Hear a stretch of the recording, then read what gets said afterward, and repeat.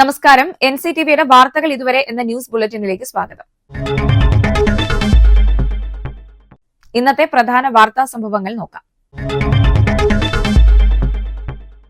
Hashish ഓയിലുമായി യുവാവ് പിടിയിൽ. പെരിഞ്ഞനം ആറാട്ടുകടവ് സ്വദേശി പള്ളത്ത് വീട്ടിൽ ഗൗതമാണ് കയ്പമംഗലം പോലീസിന്റെ പിടിയിലായത്. തൃശൂർ റൂറൽ ജില്ലാ പോലീസ് മേധാവി മുഹമ്മദ് നദീമിന്റെ നേതൃത്വത്തിലുള്ള തൂഫാൻ സ്പെഷ്യൽ സ്ക്വാഡും കയ്പമംഗലം പോലീസും സംയുക്തമായി നടത്തിയ നീക്കത്തിലാണ് പ്രതി പിടിയിലായത്. രഹസ്യവിവരത്തിന്റെ അടിസ്ഥാനത്തിൽ പ്രതിയുടെ വീട്ടിൽ നടത്തിയ പരിശോധനയിലാണ് 5 ചെറിയ ഡപ്പകളിലായി സൂക്ഷിച്ച 7.7 ഗ്രാം ഹാഷിഷ് ഓയിൽ പിടിച്ചെടുത്തത്. Kaipamangalam police station SHO Biju, SI Ranjitha, GSI Vipin, GASI Vipin Das, SCPOമാരായ പ്രിയ, സുനിൽകുമാർ എന്നിവരും തൂഫാൻ സ്പെഷ്യൽ സ്ക്വാഡ് അംഗങ്ങളായ SI Pradeep CR, GASI Liju ഇയാനി, CPOമാരായ സുർജിത് സാഗർ, നിഷാന്ത് എന്നിവരടങ്ങിയ സംഘമാണ് പ്രതിയെ പിടികൂടിയത്.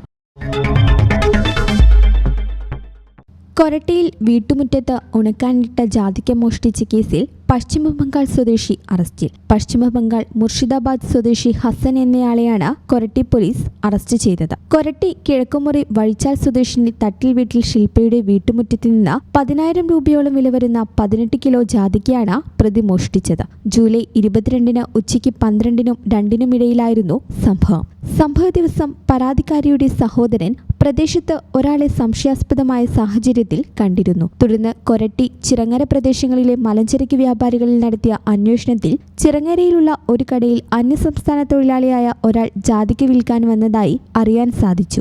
ഇവർ ഉടൻ തന്നെ വിവരം പോലീസിനെ അറിയിക്കുകയും പ്രതി വീണ്ടും വന്നാൽ വിവരം നൽകാൻ പോലീസ് നിർദ്ദേശം നൽകുകയും ചെയ്തിരുന്നു. ഇതിന്റെ അടിസ്ഥാനത്തിൽ ചിറങ്ങരയിലെ കടയിൽ മോഷ്ടിച്ച ജാതിക്ക വീണ്ടും വിൽക്കാനായി എത്തിയപ്പോഴാണ് പ്രതി പിടിയിലായത്. Koratty police station SI Shibu CPM സംഘവുമാണ് പ്രതിയെ അറസ്റ്റ് ചെയ്തത്.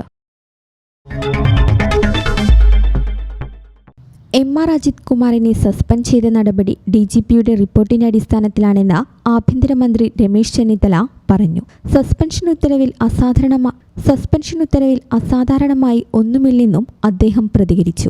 അധികാര ദുർവിനിയോഗവും വഴിവിട്ട പ്രവർത്തനങ്ങളും ആരുടെ ഭാഗത്തു നിന്നുണ്ടായാലും അംഗീകരിക്കാനാകില്ലെന്നും അന്വേഷണം വഴി അത് തെളിയിക്കപ്പെട്ടാൽ ബന്ധപ്പെട്ടവർക്കെതിരെ നിയമാനുസൃത നടപടി സ്വീകരിക്കുമെന്നും ചെന്നിത്തല പറഞ്ഞു. ഇത് കേവലം വ്യക്തികൾക്കെതിരായ നടപടിയല്ലെന്നും അദ്ദേഹം കൂട്ടിച്ചേർത്തു. ആലപ്പുഴയിലെ കുപ്രസിദ്ധ രക്ഷാപ്രവർത്തനവുമായി ബന്ധപ്പെട്ട മറ്റൊരു കേസെടുക്കുന്ന കാര്യം സംബന്ധിച്ച് തനിക്ക് അറിവില്ലെന്നും അദ്ദേഹം വ്യക്തമാക്കി. കുന്നുംകുളം കസ്റ്റഡി മർദ്ദന കേസിൽ ഒരിക്കൽ നടപടി സ്വീകരിച്ചിട്ടുണ്ടെന്നും തുടരന്വേഷണ റിപ്പോർട്ട് ലഭിച്ച ശേഷം തുടർ നടപടികൾ സംബന്ധിച്ച് തീരുമാനമെടുക്കുമെന്നും രമേശ് ചെന്നിത്തല പറഞ്ഞു.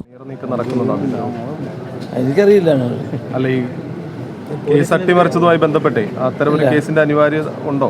എനിക്കറിയില്ല. പോലീസിനെതിരെ ആരോപണം ഉയർന്ന മറ്റു കേസുകളുണ്ട്. കുന്നംകുളത്തെ കസ്റ്റഡി മർദ്ദനം അടക്കമുള്ള കേസുകൾ, അതിൽ നടപടിയായിട്ടില്ല. കുന്നംകുളത്ത് ഒരിക്കൽ ശിക്ഷിച്ചതാണ്. ഇനി ഫർദറായിട്ടൊരു അന്വേഷണം നടന്നുകൊണ്ടിരിക്കുകയാണ്. ഒരിക്കൽ ശിക്ഷ നടത്തിയതാണ്. പിന്നെ ഫർദർ അന്വേഷണം നടത്തിയ റിപ്പോർട്ട് കിട്ടട്ടെ. DYFI സംസ്ഥാന സമ്മേളനത്തോടനുബന്ധിച്ച് പുസ്തകോത്സവവും സെമിനാറും സംഘടിപ്പിച്ചു. ഗാന്ധിവധം, സവർക്കറും ഹിന്ദുത്വവും എന്ന വിഷയത്തിൽ സംഘടിപ്പിച്ച സെമിനാർ എഴുത്തുകാരനും പ്രഭാഷകനുമായ PN ഗോപികൃഷ്ണൻ ഉദ്ഘാടനം ചെയ്തു. ജില്ലാ കമ്മിറ്റി അംഗം അഖിൽ ബാബു അധ്യക്ഷനായി. എഴുത്തുകാരൻ വിനോദ് കൃഷ്ണ, സ്വാഗത സംഘം ചെയർമാനും CPM കൊടകര ഏരിയ സെക്രട്ടറിയുമായ PK ശിവരാമൻ, KSKTU സംസ്ഥാന കമ്മിറ്റി അംഗം KJ Dixon, CITU Kodakara area secretary PR Prasadan, Kodakara block panchayat president Aswathy VB, DYFI Kodakara block treasurer ED Dileesh, block executive അംഗം നയൽ പ്രസാദ, CPM Kodakara south local secretary KD Appachan, DYFI ജില്ലാ സെക്രട്ടേറിയറ്റ് അംഗം PN വിഷ്ണു എന്നിവർ പ്രസംഗിച്ചു. കാലാവസ്ഥ.